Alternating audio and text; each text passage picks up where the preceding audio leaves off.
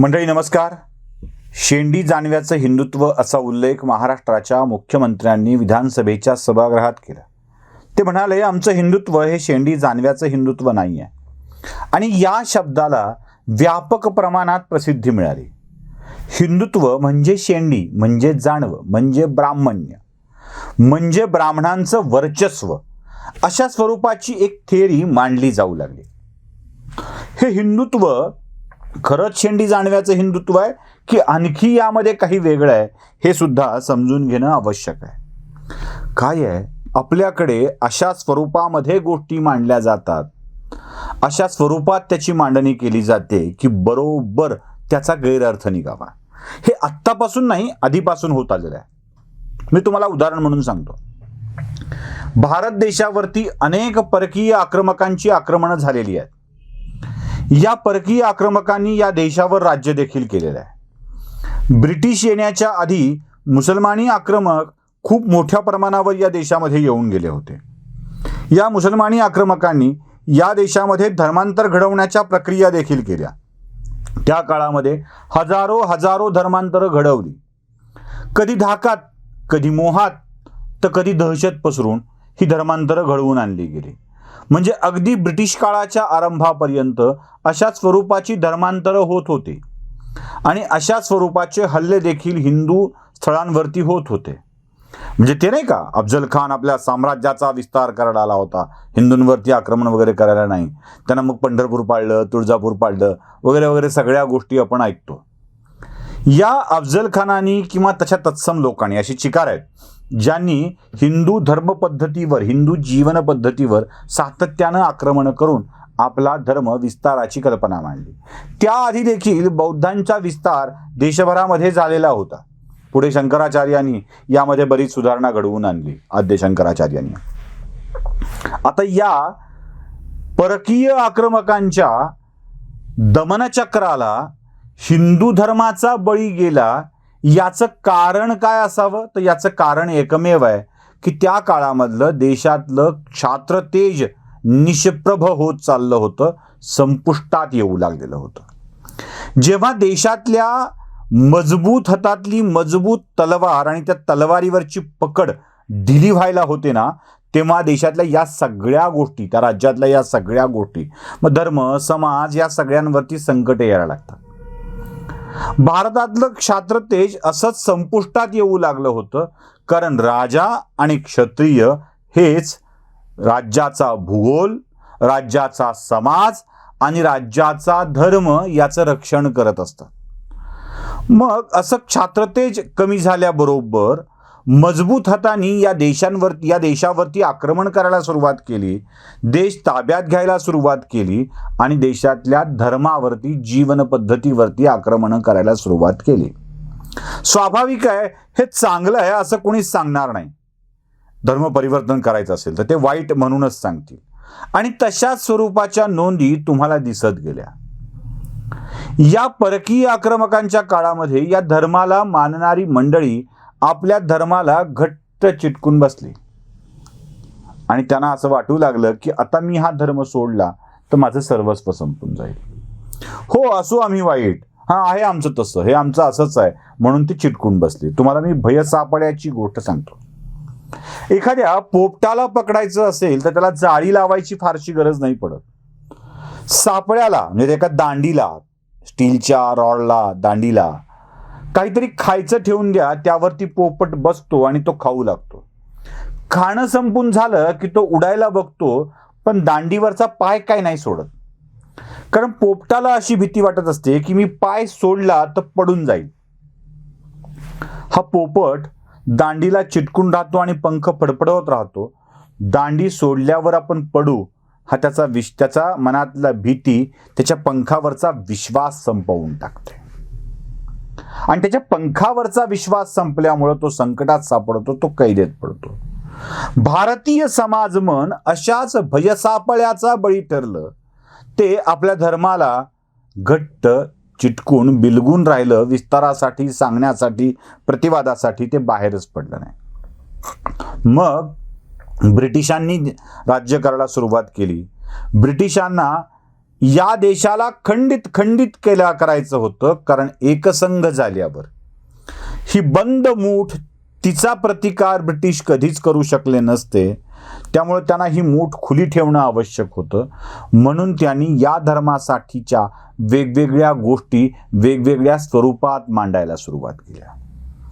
ब्रिटिशांना जे हवं होतं किंवा ज्या पद्धतीचा तिरस्कार लोकांच्या जातीच्या धर्माच्या मनामध्ये पसरायला हवा होता, त्या स्वरूपांमधलं भाषांतर करून हे मांडलं गेलं. आणि आमच्या देशातल्या विद्वानांनी हेच भाषांतर बघून आमच्या देशातला धर्म तसा आहे असा समज करून घ्यायला सुरुवात केली. मग सोपं होतं, जे संख्येनं कमी आहेत म्हणजे ब्राह्मण, त्यांच्यावरती हा सगळा मारा केला गेला. ते दोषी आहेत असं सांगितलं गेलं. हा हिंदू धर्म हा ब्राह्मणांच्या हाताखालचा आहे, त्यांच्या प्रभावातला आहे, अशी मांडणी करायला सुरुवात केली.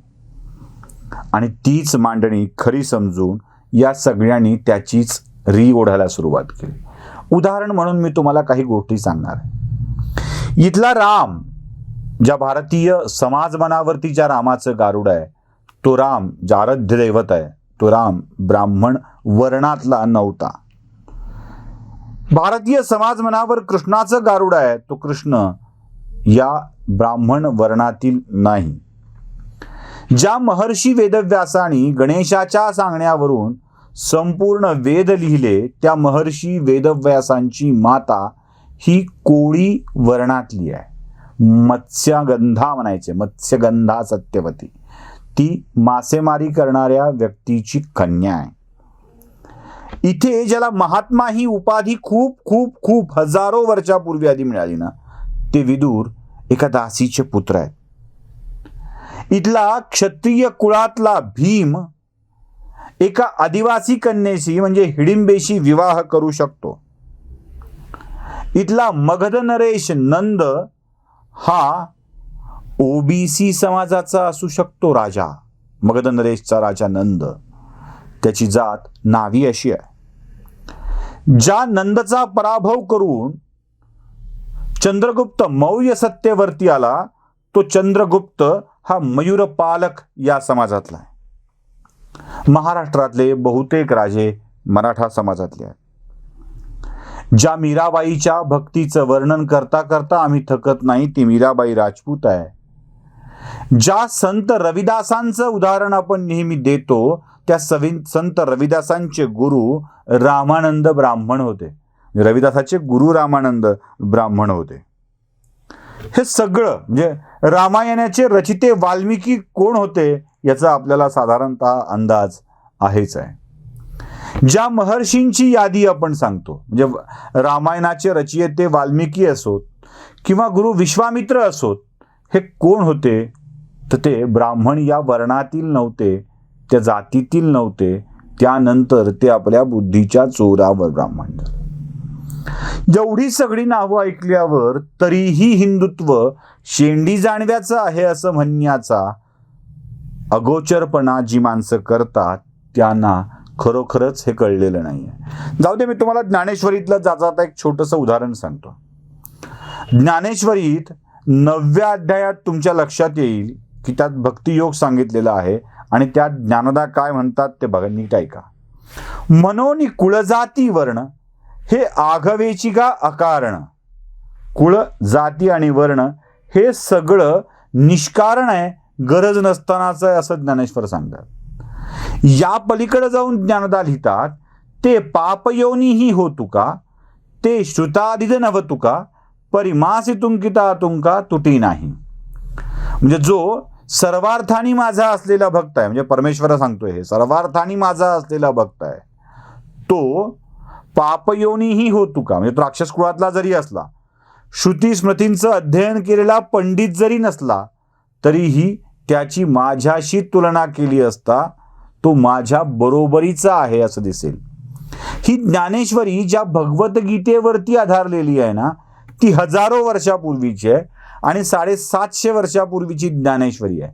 म्हणजे आमच्या धर्मात जात कुळ याला अजिबात महत्व नव्हतंच. जगद्गुरु तुकोबारायांनी देखील या जातीला अगदीच अप्रमाण मानलेलं आहे, याला फेकून दिलेलं आहे. म्हणजे अगदी तुकोबारायांनी समाजात असलेल्या वाईट पद्धतीवरती देखील खूप मोठा प्रहार केलेला आहे. फिरंगी अटिता नये बारा रुके, गुणे मोले दिके सहस्त्रवरी, आणि कही तैसी चंदनाची झाडे, परिमळे वाढे मोलतया. काय रूपे असे परिस चांगला, धातू केली मोला वाढ तेणे. तुका म्हणे नाही जाती सवे काम, ज्याचे मुखी नाम तोची धन्य. 350 वर्षापूर्वी जगद्गुरु हे सांगतात. 750 वर्षापूर्वी ज्ञानोबाराय काय सांगतात, आणि ज्ञानोबाराय ज्या आधारावर लिहितात ती भगवद्गीता काय सांगते, याचा विचार हिंदुत्वाला नावं ठेवणाऱ्यांनी कधीच केलेला नाही. आणि मला वाटतं, म्हणजे माझा आक्षेप पण हा आहे की जे हिंदुत्व म्हणून हिंदुत्वाला चिकटून बसलेले आहेत ना, त्या मंडळींना सुद्धा हे हिंदुत्व समजलेलं नाही आहे. म्हणून शेंडी जाणव्याचं हिंदुत्व म्हटल्याबरोबर आम्ही अगदीच गप्प बसतो आणि त्याचा प्रतिवाद करायला तयार होत नाही. म्हणूनच हे समजून घेणं आवश्यक आहे. घोटाळा इथे आहे की आम्ही उजवे आहोत, हे मीही करायचो. आम्ही उजवे आहोत हे आम्ही ठरवलं कारण आम्हाला कोणीतरी उजवे म्हटलंय. आम्हाला उजवे कोणी म्हटलंय, तर जे उजवे नाहीत, म्हणजे जे डावे आहेत, त्या डाव्यांनी ठरवलंय की आम्ही उजवे आहोत. असं अजिबात नाही आहे. आम्ही उजवे नाही आहोत. आम्ही राष्ट्रीय विचारक आहोत. धारयती ती धर्माचे पालन करणारे आहोत. धर्म हा सद्गुणांकडे नेणारा आहे आणि त्याचंच आम्ही पालन करणारे आहोत. आमचं हिंदुत्व हे भारताचं आहे. मी पुन्हा सांगतो तेच वाक्य जे मागच्या व्हिडिओत सांगितलं आहे. जसा जपानचा जपानी असतो, जसा अमेरिकेचा अमेरिकन असतो, ब्रिटनचा नागरिक ब्रिटिश असतो, रशियाचा नागरिक रशियन असतो, मंगोलियाचा नागरिक मंगोलियन असतो, तसा हिंदुस्थानचा धर्म हा हिंदुस्थानी असतो, तो हिंदू असतो. आणि हेच हिंदुत्व आहे. ते शेंडी जाणव्याचं असू शकत नाही, ते हिंदुस्थानचं हिंदुत्व आहे. एवढं लक्षात घ्यावं. नमस्कार.